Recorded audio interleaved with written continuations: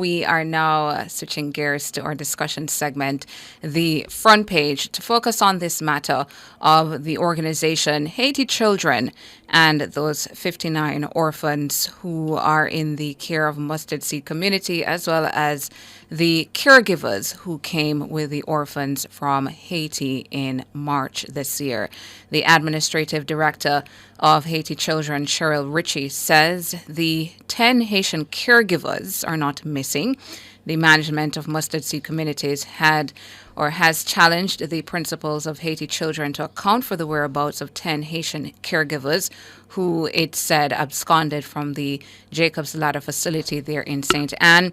When asked to reappear on the program to answer questions about the missing Haitian caregivers, Ms. Ritchie explained that they have split the caregivers into two groups so that there is always half of the caregivers on shift and available throughout the day and night for Mustard Seed, while the other half they take a break, so week on, week off for the caregivers' shift pattern. She told our producer at no time was Mustard Seed left without any of the number of caregivers needed to assist the facility. Ms. Ritchie says this seems like a huge miscommunication. She says in case and in fact they themselves at Mustard Seed she's referring to were not aware, as a lot has been happening recently, that this has been the two groups of shifts. She says it was those listed on the second shift that went off site the day they went with permission, and they returned for their shifts and are now on site. She says Marie Dorzenville is the Haiti Children nurse. That's one of the group members that went off site, and she's back on the grounds of Mustard Seed with the rest of her group working right now. She went on to say nobody went missing, it seems. Mustard Seed, particularly Ms. Nardia, a Mustard Seed staff member, had started drafting up her own shift schedules, which had contradicted Christo Romain's shift schedules for the Haiti staff, which he was always in charge of. And Ms. Ritchie says to stop any confusion, it is no problem to work together to create a new mutually agreeable shift pattern, but those are the two groups, and the persons that he says are missing, are that left the day, are on Mustard Seed grounds right now. She says Krista Romain is one of the caregivers who was reported missing from the facility. Ms. Ritchie says Haiti Children, they were always in charge of their own staff schedule and are the persons responsible for financing the medical care of the 59 orphans there. I think we owe it to the listeners to just tell them a little bit about Haiti Children. Haiti Children, their website says, began in 1994 when Susie Krabacher made her first trip to Haiti and began helping the people of Cite Soleil.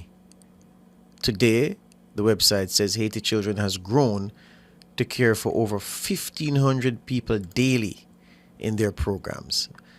Haiti Children says it is a non-profit organization for Haiti children that provides care and education to abandoned, orphaned, and disabled children in Haiti. It says that in its 25-year history, it has cared for Haiti's most vulnerable children and established a reputation for excellence in its comprehensive and community-based program, including free water distribution to the communities. So what we're doing for you listeners, we've been very busy behind the scenes trying to get the interest groups, the stakeholders involved in this Haiti Children Mustard Seed issue, because it's really important. It involves vulnerable children who are disabled, who are dependent on others for their welfare, for their survival. And what has been said is highly damaging to one of the most respected organizations in Jamaica. And so we have to get the facts. And we've been working hard since yesterday to try. We did a lot to get the responsible authorities to respond during Nationwide at 5 and during the news at 5. And we've been since then trying to advance the discussion this morning with the various people responsible. The health ministry told us that yes, they would respond, but they have a press conference preparing for, that the issue of Dr. Dawes and the claims about the ventilators and mortality and maternal death, those issues raised at the press conference yesterday. So the Ministry of Health is preparing to respond to those today. So they said that they wouldn't be available. So we've been trying. So what we've sought to do then, or what we are seeking to do then, is just to play for you what was said yesterday by the representative of Haiti Children and what has been said in response by Mustard Seed, because there are some people wavering, some people not knowing quite what to believe, and if you hear the comments of both sides in the same space, perhaps it can push you closer to making a determination as to where truth lies in this situation. Just before Tawna picks it up, I want to tell you that the Haiti Children team the board of directors has 6 people listed on the website. Susie Krabacher, the co-founder and CEO. B. Joseph Krabacher, listed as a co-founder. Ray and Marie Ginter, with only Ray's picture is there. Jerry Fitzgerald, Julie Fitzgerald, and Janice James. So it seems as if the board of directors is consisting of at least, 3 sets of spouses, the Krabachers, the Ginters, and the Fitzgeralds. And the timeline of Haiti Children's work, as I said, they've been around since 1994. And it says Susie Krabacher set foot in Haiti for the first time on April 14th, 1994. Originally intending to go to Mongolia, she arrived in Haiti, where she spent her first night on the streets of Cité Soleil, the most dangerous slum in the Western Hemisphere, according to the website. And she said that in 1995, she enlisted her brother Mark to organize gang members to help clean and establish a modest but very successful food bank in Cité Soleil. By 1995, they had created an abandoned baby unit on the grounds of the General Hospital in Port-au-Prince. By 1996, they had purchased a house for abandoned children. Then they built a cervical cancer hospital in Port-au-Prince. They established the John Branchizio School. This is in the early 2000s now. They established a feeding program. They opened the Haiti Children Village in Williamson in 2008. After the earthquake in 2010, they installed greenhouses and established a farm at Williamson campus. So there's a timeline of the work of Haiti Children on the website of the organization, looking at how they've been helping the vulnerable, the orphans, and the children who have been abandoned, who have been disabled or severely disabled in Haiti. Abandoned, orphaned, and disabled children is what they say is their mandate to provide care for, Tawna. Right, and we spoke with the administrative director, No George, yesterday on our on Front Page, and that's where I think the things have sparked all of the developments that we've had since. There were a raft of allegations about the ill treatment of 59 Haitian orphans at the Mustard Seed facility there in St. Anne. I'm going to play that for you, and then after that, the response from Mustard Seed. Well, first of all, we're very, very appreciative of Mustard Seed taking the children in. It's an amazing thing the government did along with Mustard Seed. Nobody can deny that. They would have really suffered, might not have even been alive if the rescue did not happen. The problem we're having is access to medical care. The medical care is in Kingston. The specialists are all based in Kingston. Jamaica has excellent medical care. When we've been able to get to the hospitals, we've had brilliant surgical teams, doctors, nurses. Everything's been perfect at the hospitals. The problem we've been having is Mustard Seed has been saying that Susie Krabacher, which is the mother, the adoptive mother of the children, making out that she's interfering and she's being a nuisance by keep phoning ambulances for the children. But she's hearing reports that the children are critically ill and they really need specialist help at the hospital. So immediately she will call an ambulance. And every ambulance that has been ordered and been sent to the hospital, it's been found to be true. They've been admitted urgently. One's had brain surgery, one's had stomach surgery. So she was doing the right thing by calling those ambulances. The question is, why was Mustard Seed not sending them urgently themselves? So I don't think, personally, this is just my opinion, I don't think Mustard Seed anticipated the overwhelming constant need, which is all the time. It can be daily at times for the urgent and critical care that was needed from the specialist. So we've had to hire doctors, nurses, paediatricians, nutritionists, psychiatrists, and surgical teams have been involved. I just don't think they anticipated the overwhelming amount of care that they actually needed. So, are you saying that there have been some of the orphans who are in critical need of hospital care and that Mustard Seed has not brought those children to the hospital, even when ambulances have been sent for them? Sometimes ambulances were refused to exit the property with any child to the hospital, but it's my belief, my understanding that they've never taken one child to Kingston to the specialist hospitals, to the hospitals where the specialists are, who the children need. They have malnutrition specialists at the UWI, the University Hospital of the West Indies. That's where they're based. The Children's Hospital for the Brain Surgery, that was at Bustamante, they did an excellent job. To my knowledge, they haven't took one of the 59 children to Kingston. They have been sending them to St Anne's Bay, but they've been being returned constantly because St Anne's Bay Hospital doesn't have the facilities to deal with some of the special needs that they need. And how many cases of critical care has been identified so far where the children were not taken to Kingston or were denied going into the ambulances and getting that critical care in Kingston? 10 ambulances so far. An immediate brain surgery happened for one child. He was 2 years old. He needed brain surgery. So he hadn't been sent to Kingston. He's had that now. It was successful. They did an amazing job. So thank you to all the surgical teams there. And the other child is still in hospital. He's in the University Hospital, and he's had 2 stomach surgeries, and we're waiting for Professor Duncan's decision whether he might have to fly out and have full intestinal surgery. It's a major surgery, and he's critically ill, and he's been in hospital for 2 months, and nobody took him to Kingston. Nobody went to even to get him help at a local hospital. All right, so a couple things here before we play the response from Mustard Seed.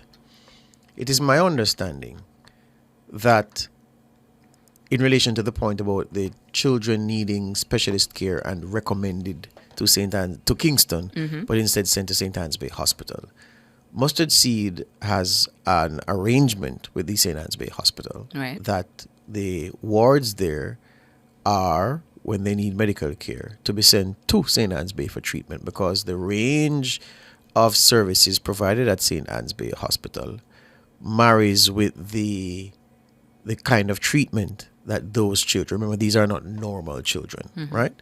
It marries with the kind of treatment that they would need. I've been told, I think I can say that she told me, the executive director told me yesterday in a conversation, that there have been several occasions where the Haiti Children Group has insisted that the children be sent to Kingston for quote-unquote specialist care.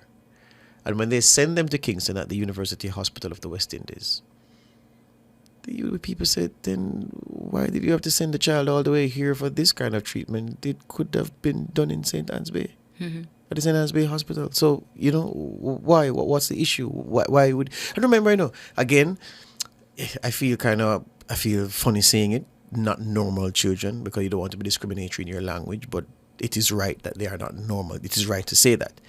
You and I driving far distances, Ton, is neither here nor there, because we are fine. We are physically able, we are mentally able, everything is. But to transport a child in a vulnerable state over long distances, it's arduous, it's difficult. It's a difficult journey for the child. So to make an unnecessary trip like that is not in the best interest of the child. And Mustard Seed has been on record as saying, and they've said it in a manner that we as journalists who they've told can report, that it is not true that we've ignored the request to send the child to a specialist in Kingston. And the reason we've not done that is because the care that the child needs is available in St. Anne at the St. Anne's Bay Hospital, where we have a standing arrangement with that facility for treatment of the children of the kind that we take care of here. So it is unnecessary And to George, send them to Kingston. Mustard Seed has said as well that in cases where there is a need to transfer the child to a facility in Kingston for other sorts of care, that reference is made and the transfer is done. Yes. In all of the instances where an ambulance has been sent for a child and the arrangements are proper, the child has gone for medical treatment. There has only been one instance, Mustard Seed is saying, where an ambulance was sent. There was no documentation, nothing to indicate why the child was leaving the facility. And the persons in the ambulance could not bring forth that information. 4 men in an ambulance, no information, no proper documentation, and you're going to send a 14-year-old boy who cannot manage on his own just like that. So they said no to that one, but every other instance, a child in need of care, medical care, has been sent.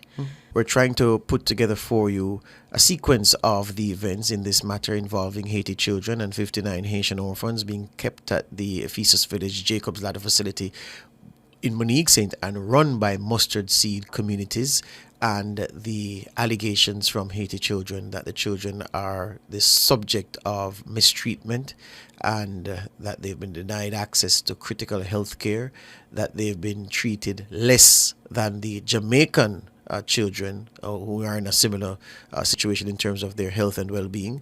The Jamaican children are happier, are having the run of the facility and are really, really in good spirits, while the Haitian children are ignored and are not treated in the same way. So we've heard from Haiti children. Let's now hear from Mustard Seed reacting to the allegations made about how they've been treating this group of Haitian orphans.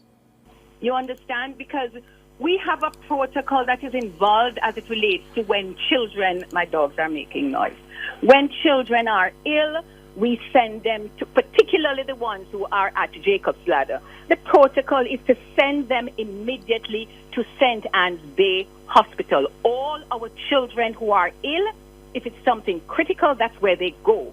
Then the referral comes from St. Anne's Bay Hospital if they need to go to Bustamante or if they need to go to the University Hospital. I think wherein lies the problem is that the Haiti children, the organization has started to kind of micromanage, if this is if this is the correct term, micromanage the health care of the residents. And you can't do that, because what will happen is that somebody will say, well, this is what is happening, like one of the staff on the ground, this is what is happening to a child. They send this information to whomsoever in the state who gets a doctor locally to say, go to the facility and take this child immediately, have them send this child immediately to the hospital. That happened on many occasions. We have never stopped them from taking the children. There is one situation where we did that, and it was when an ambulance turned up without proper documentation to say that they have been authorized to take this child off our facility. Now, if we are a responsible organization, we cannot send a 14-year-old challenged boy with 4 men in an ambulance to go to you from Monique to go and see a doctor who authorized that. So we shut it down and said, no.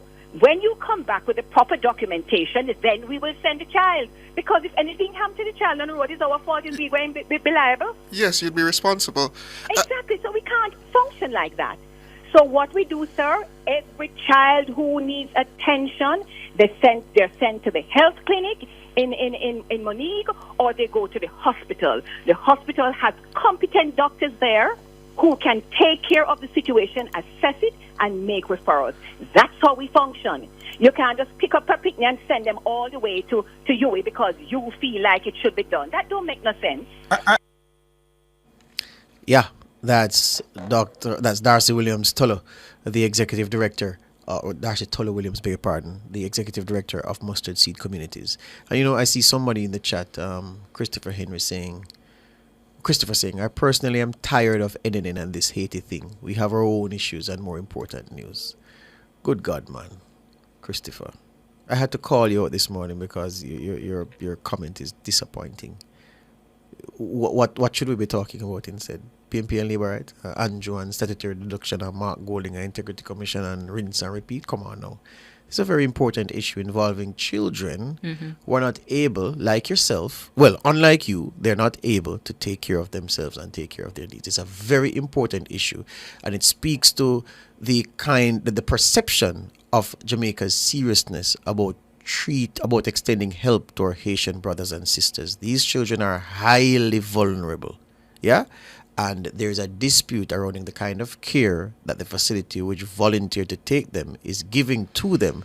And it is necessary as media for us to take up the issue to see where truth lies so that the children can get the care they deserve. That's the reason we are doing it. And I'm sorry, Christopher, if this doesn't sit well with you this morning. All right? Consultant for Development at Mustard Seed Communities, David Silvera, says Haiti children, they, rather than Mustard Seed, are the ones who have questions to answer. I think the first thing we should say is, who is Cheryl Ritchie? Cheryl It's an Ritchie... administrative director for Haiti Children. Well, Cheryl Ritchie has never... She's been to Mustard Seed. She's visited the caregivers there. She's never really showed any interest in the children when she's there. She's never introduced herself to the management or the caring side of at Mustard Seed. And I think you need to ask Cheryl Ritchie where these 10 Haitian caregivers, and I say that in quotation marks, who came to care for these children, where they are. We can't forget that, though. I want to make this clear. They came over from Haiti with the intention of caring for these children. Yes. They came over to be caregivers for the children. We were told that they were caregivers for the children. Two things that were part of the agreement is that we should get medical records for the children and also the records of the caregivers. We got neither. All the children came without any medical records whatsoever. We've had to create this from scratch. And you didn't have any documentation for the caregivers either? Nothing. That's not so you true. don't know who these people are. They're now in the wind. So we don't know really who these people are. They are now in the wind. Can you tell us the age? Well, you would know the age group and the how many males and females are we talking about in terms of the distribution of the 10? I don't know the exact details. It is a mixed bag, male and female, and I would say, Darcy, they're in the 25 to 30 range. Yeah, 25. mainly. Yes, age range. But the majority, I think, David, are men too. A very important point there. You have the consultant for development at Mustard Seed Communities, George, who emphasized it. Who we should ask the question, who is Cheryl Ritchie? Yes. And he made a keen observation. He says she came to the facility, interacted with the caregivers, but paid no attention to the orphans. Yes. That's a salient point. Yeah. Yep. She paid no attention To the orphans, but she spoke with the caregivers. I'm just saying that, this is unfortunate from the perspective that when the request was made for these orphans to come over with their caregivers, these Haitian orphans, Mustard Seed, to my understanding, there was a meeting called and the staff were canvassed to say, do you think we should take on this challenge? We have our own challenges here. Do you think we should take on the challenge? And to a man and woman canvassed, the answer was a resounding yes.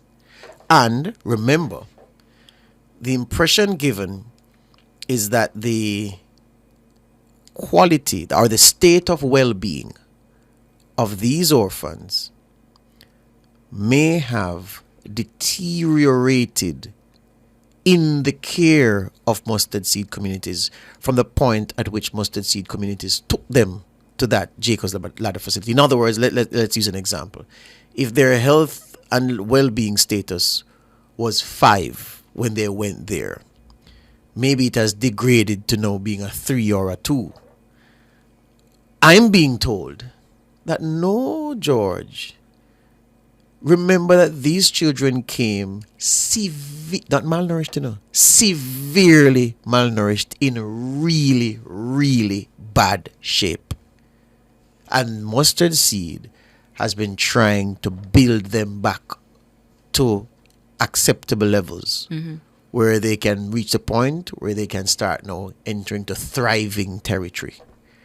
So the impression given again does not match what I understand to be the reality. And that question about Miss Ritchie, her antecedents, and her seeming interest in the caregivers, not so much the orphans, and trying to, by satellite, organize and run Jacob's Ladder as a parallel level of management with Mustard Seed must also be questioned. But we await to hear more. And again, we apologize to those who don't think that the welfare of severely disabled children from a place where there's mayhem in the capital city and from where people have run to this country for help, and we're providing the help, and there's controversy around the provision of that help.